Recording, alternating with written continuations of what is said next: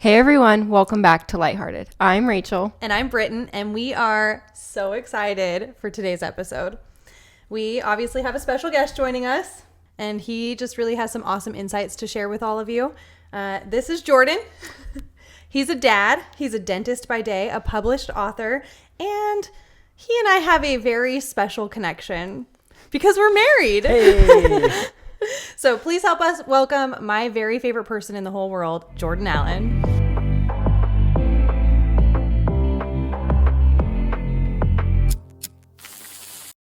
Jordan, thanks so much for joining us today. You're so welcome. I'm so happy to be here. All right, so to get started, we like to ask our guests 3 questions just to kind of like get to know you a little bit better. Perfect. All right, are you ready for question number 1? So ready. Okay. If you could go back in time and change something that you had control over, what would you change, or would you change anything? Ooh. Yeah, okay.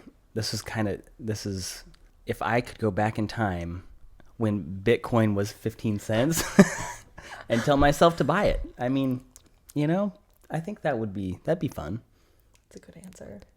I love all the make me rich answers. Like Joe said something about the Super Bowl Yes. at first. Yeah. He was And like, we're I would just tell like, myself every Super Bowl winner. So We're like, that's just who we are. It makes us who we are. Yeah, I'd go back in time.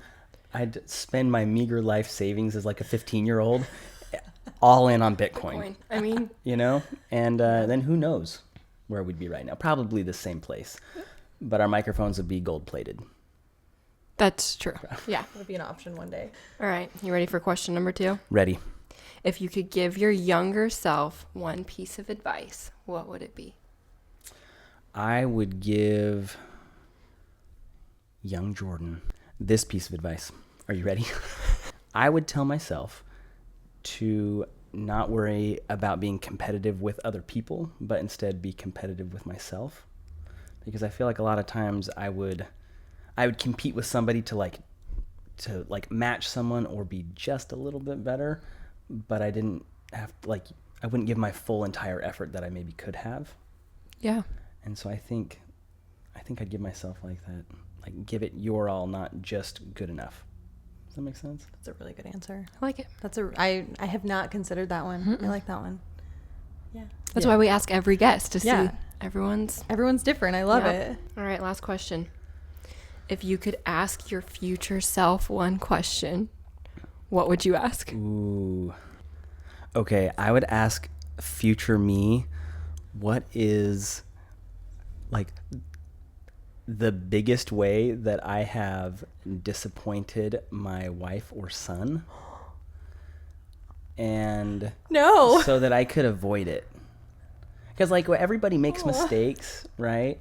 And not everything's avoidable, but if there was something where it was like, man, that would be like a sad day in our family, even if it wasn't like a big thing, but if there was something, I think of things that my parents did where I'm like, oh man, that kind of sucked. And it maybe put a damper on our relationship in some way. Mm. And so if I could avoid that for my family, that would be great. That makes me sad. Why? You're so great. Oh, thanks. That's so nice. But that's so sad. Jordan, I've known you for an unspecified number of years. Okay. Many years. Accurate. And throughout the years, one thing that I have really admired about you is your ability to continue looking at things in a really positive way. I've seen you take some really hard hits in life as well. Fair. Yeah. But your ability to get up every single time amazes me. So my question is how do you take hit after hit and then keep smiling? First off, thanks for all your kind words. So nice. Anything for you.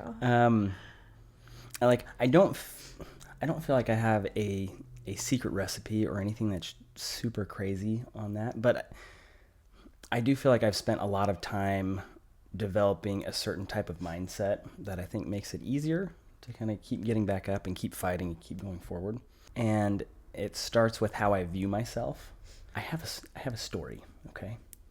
So the type of person that you are, I think, depends a lot on the things that you do and the promises that you make to yourself. And so there's there's a quote, and it's simple, but it says that integrity is the bedrock of character. And that's something that just, it sounds true and like strikes home with me. And so I remember when we were dating, so an unspecified number of years ago, and Like 14 years ago. yeah, 14 years ago. And I remember I was in college, and I was like, you know what? I really want to improve my integrity. Like, I want to be somebody who I do the things that I say I'm going to do. And so I started to make little commitments to myself, and they weren't anything big. Like, they were truly little, right? So I'd go to class, and then I'd go back to my apartment for lunch. And at lunchtime, I'd be like, okay, there's a couple things I'm going to do during lunch. One, I'm going to make mac and cheese because I'm a poor college student, and I ate mac and cheese 10 times a week, right? So I'd make mac and cheese, the spiral noodles, because those ones were my favorite. So spiral mac and cheese. And then I was going to watch 2 episodes of my then favorite TV show, Chuck.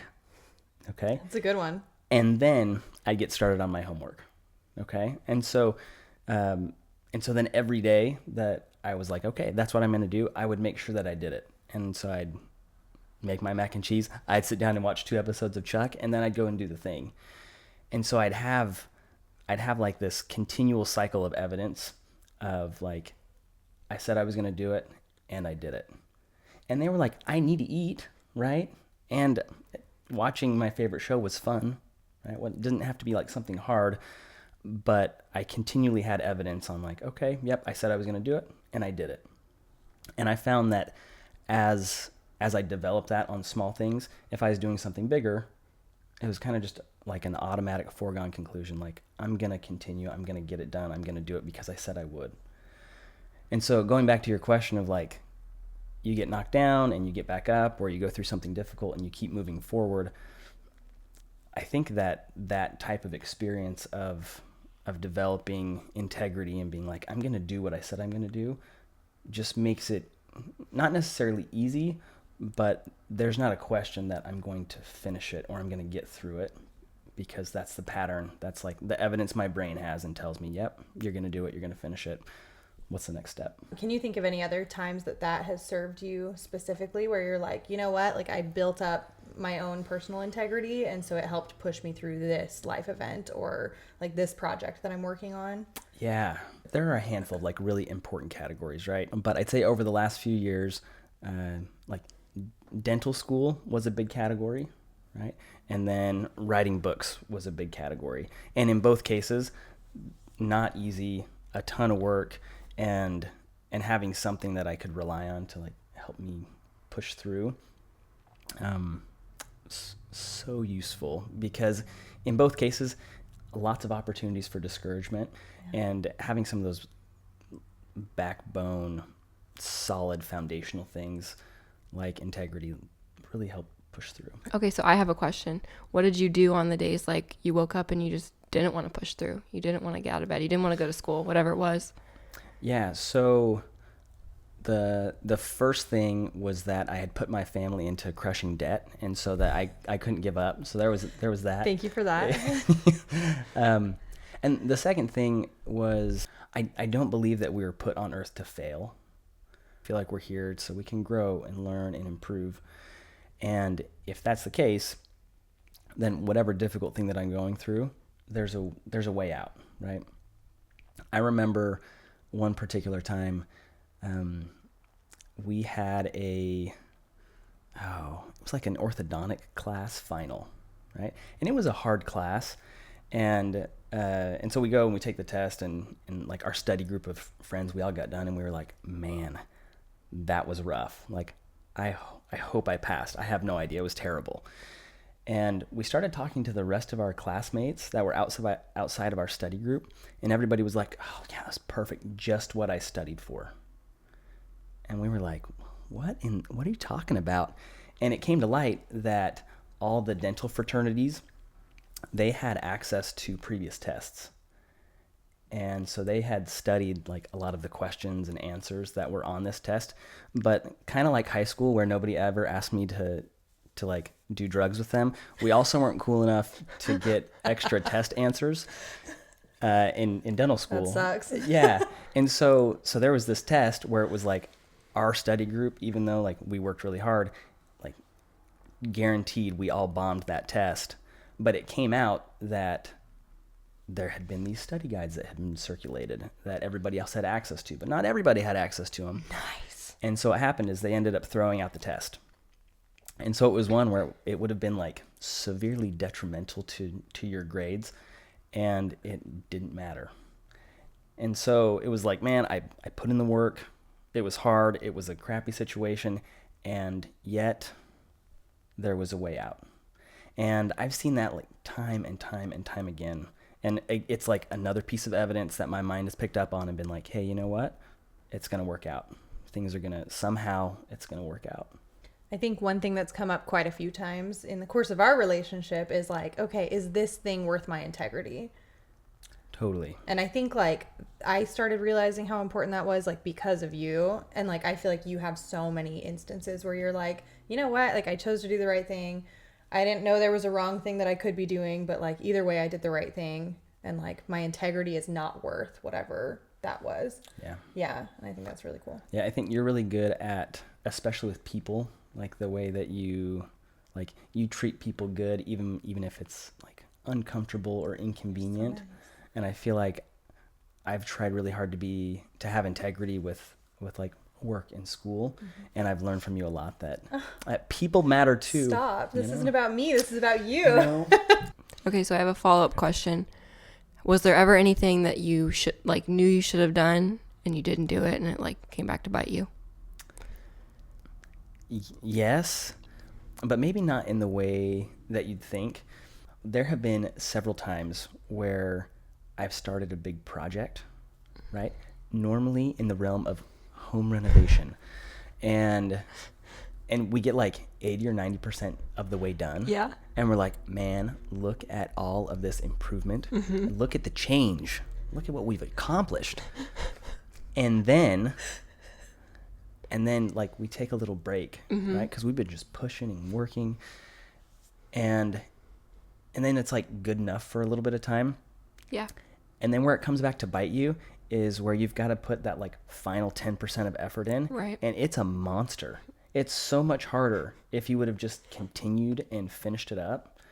And so try to not do that anymore. So you're start 10 projects, finish one of them rather than... Not anymore. Used to be. I've really started to be like very single-minded about a big project where I'm like, I don't take on anything else. Yeah. And I just do it until it's done. Yeah. No matter what. It's good. Yeah. And that like takes a ton of the stress off. And then I also feel like it's easier to celebrate when you finish, because I'm bad at that historically. But like I just finished a big project this very day, and I feel so good about it. It's like a weight has been lifted. I'm so excited about it. And I did it 100% all the way done. It's finished, and now I can rest and like reflect on like how good that feels. Would you like to take this opportunity to tell us about your most recent project that you just finished up? Oh, sure. I'm really excited. In dental school kind of sucks. It's like a lot of schooling. It's rough, right? Mm-hmm. Like you'd have like full-time college is like 12 credit hours, and we'd have semesters where we'd do like 28. So it's like it was a heavy workload. And sometimes you just felt like your soul was getting crushed. And so I really wanted an outlet of some kind. And I'd long thought about writing a book. And so me and my good friend Luke, we carpooled to school every day together. And I found out he wanted to write a book. And so then that's what we did.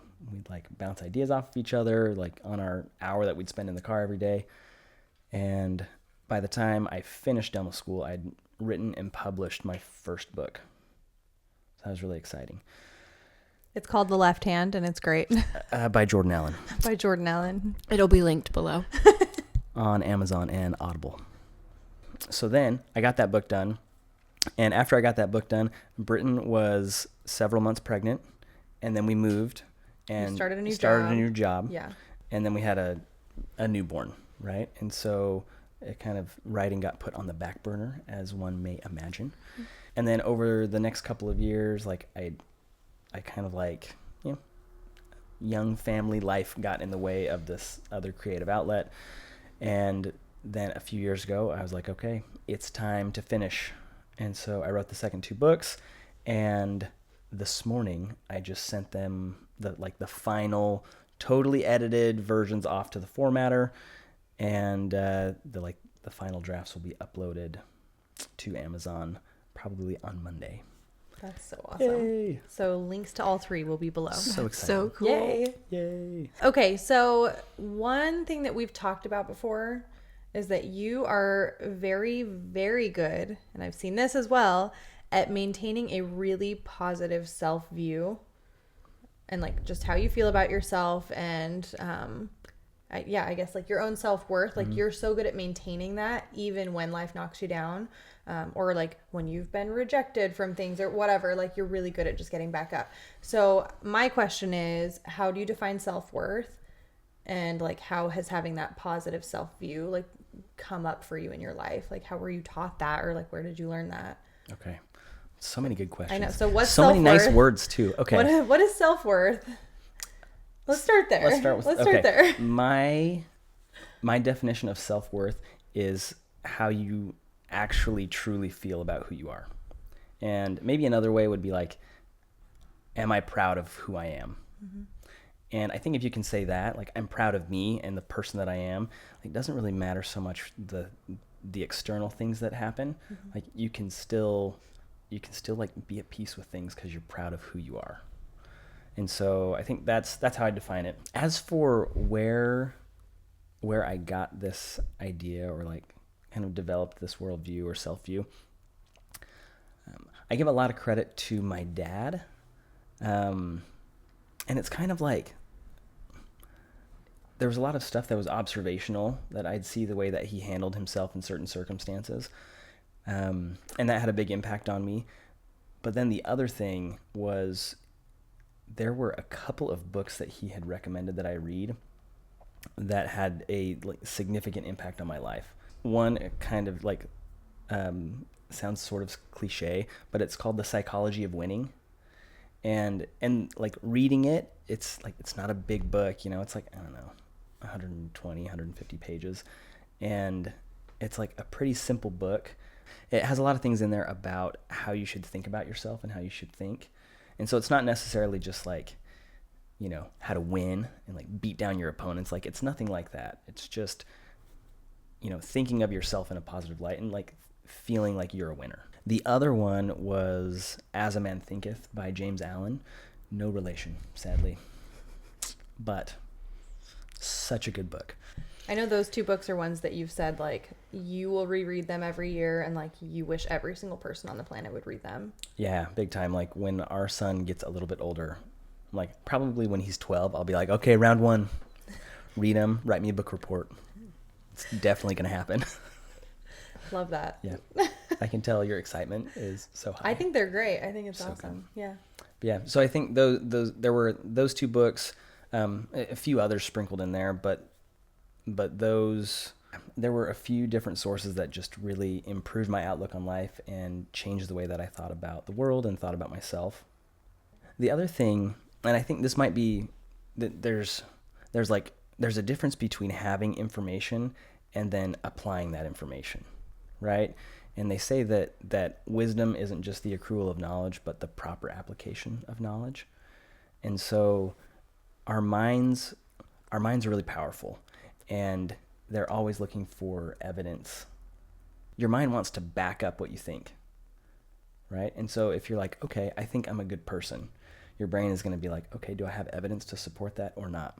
And so you need to, kind of like when I was talking earlier about, I would make a small commitment and keep it. That was just building evidence, so that I was training my brain to be like, oh yeah, this is the type of person you are. This is like, you are somebody who keeps your word. You are somebody who finishes things. And I think you can apply that in any aspect of your life to train your brain to recognize that, oh yeah, I am kind, right? You like compliment people and then like recognize that you complimented someone, right? Like, you're really good at that. Thanks. You are really good at that. Man, look, Rachel, we're good at compliments.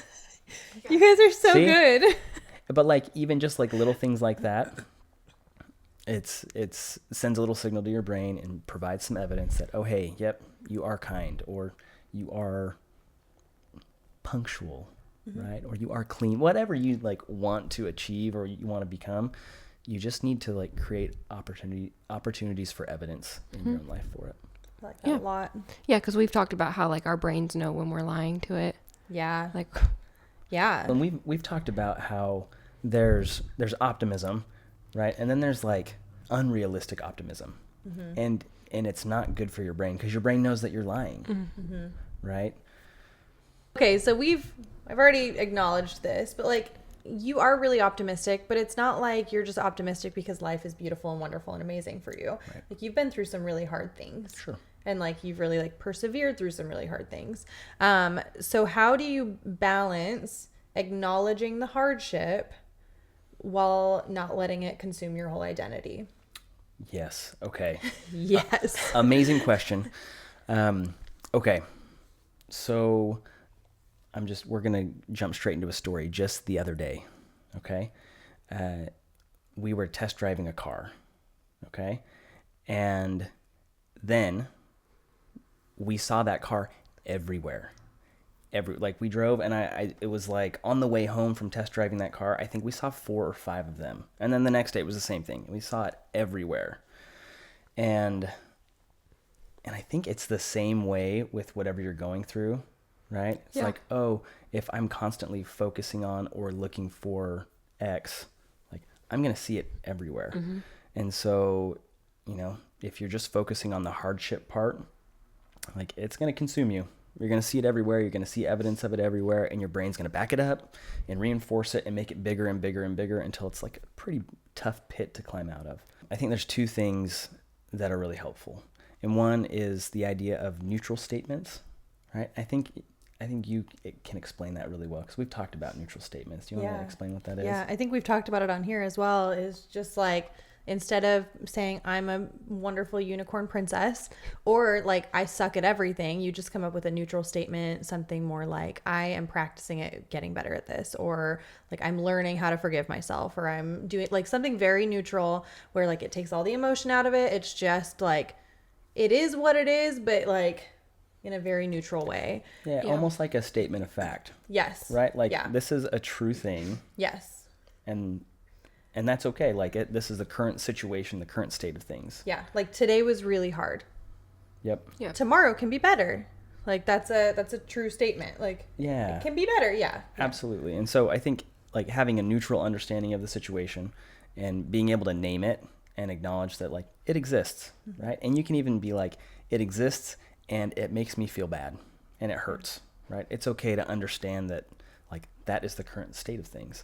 But if that's all you focus on, that's when you get into trouble. So instead of just focusing on the thing that's difficult, focusing on all the good and positive things that there are in your life, is rarely does it happen that there's nothing good at all about your life, right? And sometimes you've got to like break it down way down to basic stuff like, oh man, that was some clean air that I breathed just now, right? Or like, man, the sun is shining today and the grass is green, or whatever, right? Like sometimes you do have to go for like just the base level stuff, but kind of like that, like, oh, we kept seeing that one car all over the place. The more you focus on the things that you're grateful for and the good things that you have in life, like the more that you'll see it all over the place. And so it doesn't necessarily, like, it's not going to change the fact that you just went through something crappy, but it does change your focus. And I think the great Tony Robbins once said that the quality of your life is dependent on the quality of your thoughts. And so if you're constantly thinking about things that you're grateful for and things that make you feel happy and things that have gone well in your life, like versus constantly focusing on like things that are tough or have been difficult, it's a total quality shift, right? You're associating with happiness and joy and peace and contentment a lot more than you're associating with sadness and resentment and hurt. Yeah. And it reminds me of something I just saw recently. It was like, she was talking about anxiety, this girl, and I think it was TikTok, but she said that like you feel the physical symptoms of anxiety and then you go, holy crap, I'm anxious. Like my heart's racing, I'm shaky. And then you get more anxious and then it just like keeps going. Whereas if you go, okay, I'm a little shaky, it'll pass. Focus on something positive. It probably will pass a lot quicker than if you're like, holy crap. Yeah. You're like, the anxiety, I feel it. Yeah. Yeah. Yeah, and the hard thing about that is you've also got to, like, it's going to take practice. Yeah. Right? Like, it's not something where you're just going to suddenly master focusing on different things in a day. And so in the vein of, like, building evidence for yourself, this morning I was finishing up my book stuff, right? Mm-hmm. And I was like, hey, Britton, I'm going to go finish my book stuff. And she goes, how long is it going to take you? Right? And I was like, 34 and a half minutes, right? No, I said 37 and a half. I said 37 and a half minutes. She's like, okay. And so I like run into the office and I set a timer. I didn't set a timer. I set a timer and I like get to work, right? Typing away. And at 34 minutes, I had finished, right? Nice. And so it was like, oh, a little piece of evidence that like, hey, I kept my word. Mm-hmm. But what if I hadn't? What if it was like, oh, here I am 45 minutes in and I'm still not done? Because like, I've done that before, right? We've all done that before. And so it's like, okay, there was a thing that I said I was going to do and I missed the mark, right? Like I wanted to focus on the things that I'm grateful for, but like I spiraled a little bit. So like, what do I do? I think the thing that helps is recognizing that it's not failure, right? It's like you just learned like, oh, hey, I misjudged the amount of time that was going to take me to do that thing. And you know what? Based on what I've done so far, I estimate it's going to take me another 15 minutes. Boom, restart the clock. I have another 15 minutes. And then maybe that time like, oh, yep, I got it done at the 15-minute mark. And so I just turned that like that little failure into, oh, nope, more evidence that like I can work on a good timetable. I can learn, I can improve. And so I think with anything, there are always opportunities to do that and always opportunities to like take it where you miss it and turn it into something positive and yep. Keep on trying. That's kind of like what we talked about in our Falling Isn't Failing episode. Yeah. Very similar. Yeah. Like, if you haven't listened to that one, you should probably go back and watch it is actually my favorite I episode. think that's my favorite one too. Yeah, it's good. It was deep, but it was good. It was heavy-hearted for sure. Yeah. But it was really good. And I definitely think there's something to that where it's like, you know what, like you've said several times, like everything you do just gives your brain evidence for the good or the bad. Mm-hmm. And so like if that's something that we have total control over, like why wouldn't you keep feeding it good and good and good evidence of like you being a good person and you keeping your word and you having integrity and you getting things done when you say you're going to get them done. Like I think you're very good at that. And I think it's cool that we get to talk about this. Welcome to a new segment entitled Jordan's Favorite Quotes for one episode only. Quote number 1. I don't know who said this one, but it's good. Here's what it says. It says, the safest way to predict the future is to create it. That's such a good one. I've heard that one and I really like that one too. This next one is by the great Albert Einstein. And he says, do you want me to do a German accent? Yes. I will not. I will not. He's like, do you want me to do it? I won't. No. Okay. Albert Einstein quote. Reality can be beaten with enough imagination.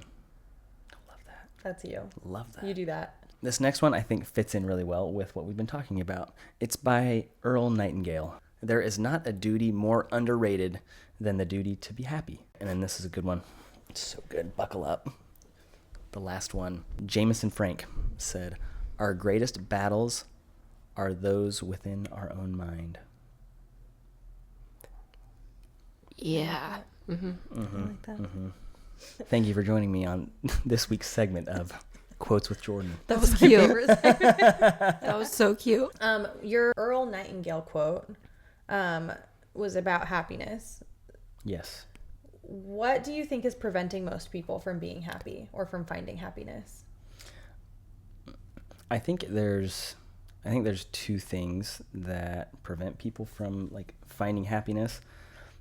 One is I think they don't have a good I think they have an incorrect definition of happiness. Okay. Right? And so I think when people say that they're searching for happiness, they don't mean that happiness is momentary. Right? And so I don't think most people are like, oh, I just want to be happy. I don't think they're saying, I just want to be like happy for a moment. I think they want something more akin to like peace or joy, something that fulfillment. Fulfillment. Yeah. Okay. And so consequently, you look for that greater emotion in all the wrong places. That's interesting. Right. So I think that's part of it. And then if you do have an understanding of like, okay, I'm looking for something more like joy, something that can be steady and constant and surpasses something like happiness. You've got to have the right tools and understand like where that actually comes from. I think what you believe plays a huge role in that. Right. And so going back to the beginning where we talked about like having integrity, if there are things that you believe and things that are important for you to like what it means to be a good person, and you don't have integrity with regards to those things, I think it's really hard to have joy and to have peace and contentment. But if you're constantly working on that and making progress and you're moving in the right direction, right? Because we're never perfect. We're not going to be perfect, at least not in this life. And I think the direction of our travel matters more than our current position, if that makes sense. And so understanding like what you believe, what you're searching for, and then doing what you're supposed to do, I think that's what really is going to bring that sense of peace and contentedness. So I do want to shift gears a little bit. Okay, deal. You're really good at this. I'm good at a lot of things today. You're Tell good me at this. more. I'm This is less great. good at this. And it's something that like I admire and am also like trying to understand, because like we've known each other for a good long while, and I feel like you have just always wanted to see the good in people. Like you see the good in other people, you see the good in the world. So that's something that's rubbed off on me a little bit, is like a little bit of like most people are just out there really trying to do their best. And like that's something that I've learned from you. So how have you maintained that, or like how do you, I guess, yeah, like how do you maintain that where it's like people are good and like most people in the world are really just doing their best? Like even when you're struggling with your own personal issues, how do you not turn into a big skeptic about other people? Sure. Such a good question. I think it's worth noting, like, unfortunately, I know that there are a lot of people who have had like really terrible experiences with other people, right? And it makes it hard to trust, and it makes it hard to like really see the good in people. And so totally valid, right? Where you said most people are just trying to do the best that they can, I think is a true statement. And unfortunately, not everybody's working with a good set of instructions on how to do the best. And so sometimes that ends up like causing people pain and discomfort and hurt. So coming back to like, okay, how do I have and maintain that worldview? There's just a lot of negativity in the world. There Like how is. do you keep up with that? Okay, so I think you're actually a really good example of this, because I get to see the way that you interact with people, right? So like let's say we go to dinner, right? And the way that you interact with people is always really positive and kind. We generally have a positive interaction because you bring that positivity first, right? She definitely does that. It's insane. Big time. Like, I was realizing when we were at Disney, like, how many positive interactions we had with cast members, just because you just, like, went out of your way to, like, read their name and, like, say, thank you, blah, blah, blah, and, like, just... You're so nice. I don't know. Totally. And then I'm like, It's fun. that's how people live? That's weird, but, like, I love it. You're like, this is exhausting. I don't look people in the eyes, let alone, like, read their name tag. I just love you. We're turning it on you real quick. Okay. I love you dearly, and I think like you are somebody who like once you find people and they're in your circle, like they're in. Yeah. And I think that's amazing. Yeah. It does take time. But once you're in. Like Unless you get and kicked out. And unless you get kicked out, don't do that. I don't think I've ever really... No, but like you would do anything for the people in your circle. It's true. And like we know that. Yeah. Yeah. Carry This on. is really nice. It's just a really whole moment. This is a really Glad we good get to have moment. that. Anyways, where I was going with that is like you can be the barometer a little bit, right? So like your interactions with people, if you bring a certain type of energy, it often gets reciprocated. Like you get special treatment all the time because you're nice and happy and people enjoy interacting with you. And so again, like going back to the evidence-based thing, like how many people do we interact with that we don't really know too well? And they're really nice to us and they're kind and they treat us well because you treated them well first. That's so nice. Right. And so I do think, I think you have a lot of control over your worldview and what you experience. Because you could have those same exact, we could go to dinner at the same places, we could go on vacation in the same spots, and we could have vastly different experiences based on the type of energy that you bring. Yeah, that's awesome. Something that brings a lot of these points together is having, like all this stuff that we've talked about is good, but you need something that directs it, right? You have to have like a goal or a purpose or a vision or something that you're striving towards, or else like it's tough to maintain all of this if there's no reason behind it. And so one of the books that I didn't mention earlier that had a profound impact on my life, that is not a book, it's actually an audio recording. It's by Earl Nightingale and it's called The Strangest Secret in the World. What's the secret? You're going to have to listen to it. But basically, it's just about having goals, right? And having something to move towards and shoot for.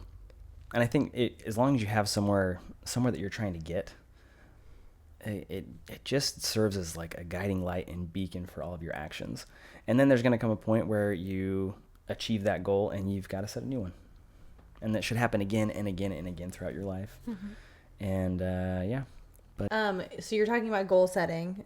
To tie it all together is like having a place you want to end up. And we've talked about this before, where like when you were in dental school, we had like sat down and made like a 5-year goal list of like things that we wanted to see happen. And like, because we wrote them down, we were very intentional about how we went about trying to reach them. And like at the end of the 5 years, like every single thing we put on the list, every single one had been crossed off. We did everything. So I guess like, what's your goal now?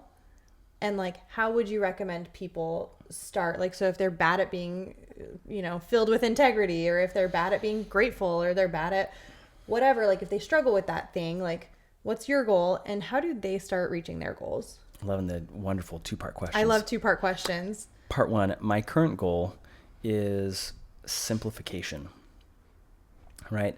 I feel like we've gone through different points in our life where like, okay, I remember when we'd be like, man, I wish I had more clothes, right? And so there came a point where Poor college students. Yeah, right. Man, I wish I had more clothes. And so then when we were able to go shopping, like we bought a bunch of clothes and great. And now I'm like, I have too many clothes. and so I'm trying to like simplify it. But I think a lot of different things in life kind of follow that trajectory. And and so like even at work and like business things, simplification has kind of been a main theme as of late. And so that's the big one for me, is kind of just simplifying all the different areas of my life. It just makes things smoother and more consistent and more predictable. And I feel better about myself, right? I like that. So simplification is my current goal. As far as working towards achieving goals, especially if you either don't have one or have had trouble moving towards them in the past. Nike, Shia LaBeouf. Just do it. Just do it. Okay. So I do that for reals. I was thinking about this earlier today, and I remember talking to my dad, and I was probably like 16 or something, and I had asked him like, man, I'm struggling with this thing, and like, how do I get better at it? And he's like, you just do. And I was like, this is the worst advice I've ever received. Like, just do it. Like Nike, Shia LaBeouf, like just do it, right? And as I've gotten older, I've been like, such good advice. That sometimes you just have to like recognize that you have to, at some point, you just have to do the things, right? But I think kind of in concert with that is you've got to build evidence for yourself. I think it all comes back to that. Like, if you want to get started in making a positive change, you need to be able to show yourself that you're capable of such. And so break it into little small things, right? Like, for example, maybe I'm chronically late places. We won't know for sure, right? But maybe I'm chronically late places. And so never for golf, though. That was a family rule. So I would need to start, for example, if this was one of my goals was to be more punctual, I would need to just be like, oh, hey, you know what? Here's a thing that I'm going to be on time for. And it could be like, you know what? You can make it as simple as like, I'm in bed right now and I need to be out in the kitchen in 5 minutes. And then in 5 minutes, like, make sure you're in the kitchen. And you've shown yourself that, like, oh, hey, yep, boom, there I was on time. Yeah. And so you can do that with anything, whatever your goal is, whether you're trying to like break a bad habit or start a new good habit, whether you're trying to like save money or get a new skill at work or advance your education, whatever it is, like, build evidence for yourself that you can do it. Because there was one of my favorite quotes is that not everything that you think is true. Right? You don't have to just believe all the thoughts that come into your head, because I do think there are a lot of thoughts that come in that just are not helpful and not good and not true. And so because we're all bombarded with negative thoughts, you need to be able to be like, oh, nope, I have evidence of good thoughts and good feelings and me doing good and keeping my word. And I think if you can do that in small things, you'll be able to do it in big things.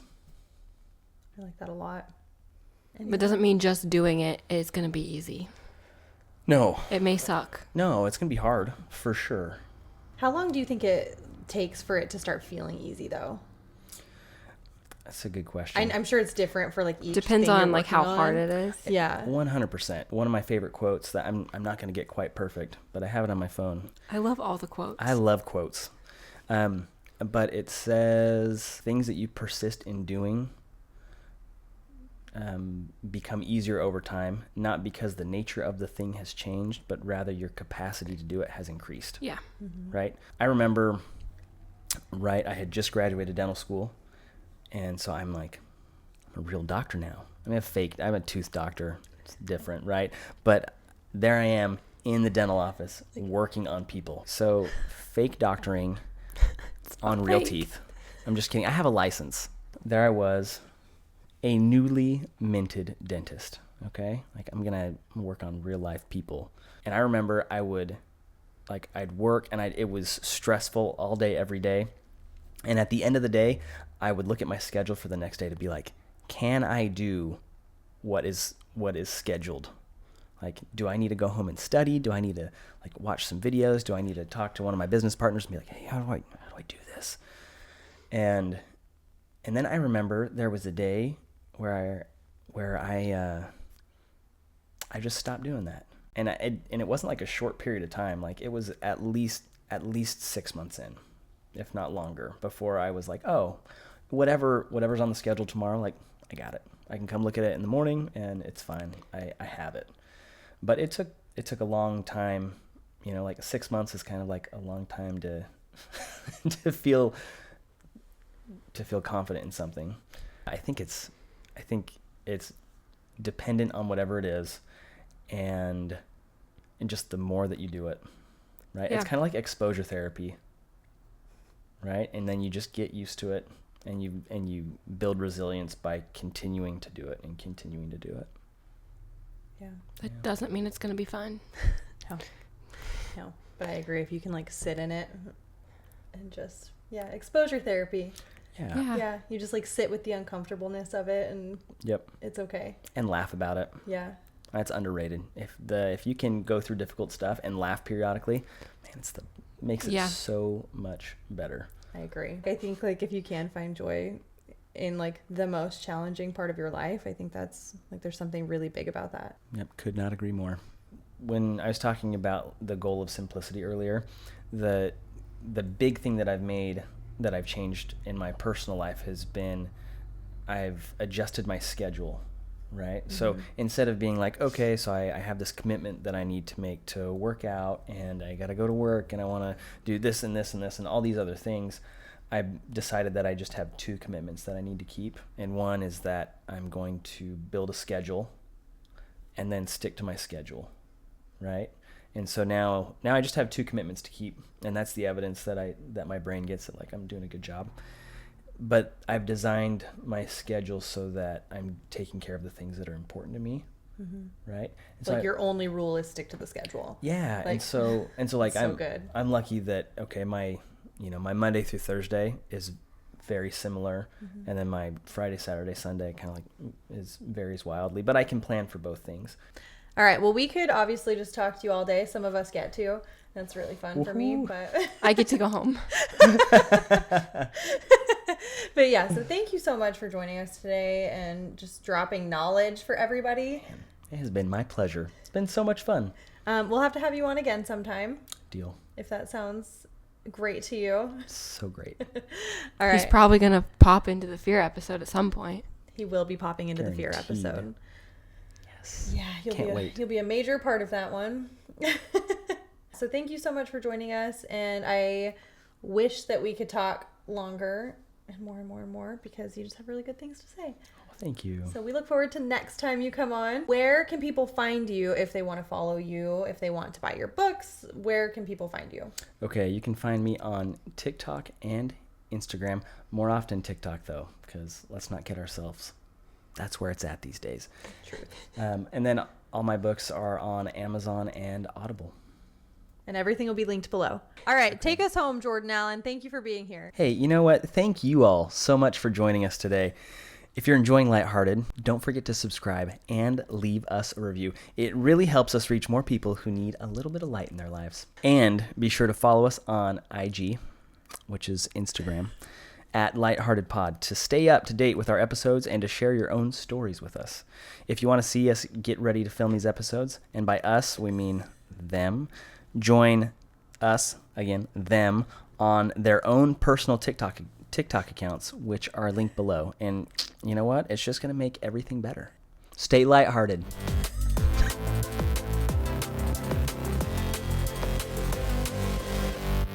This podcast was recorded on Buzzsprout in West Virginia.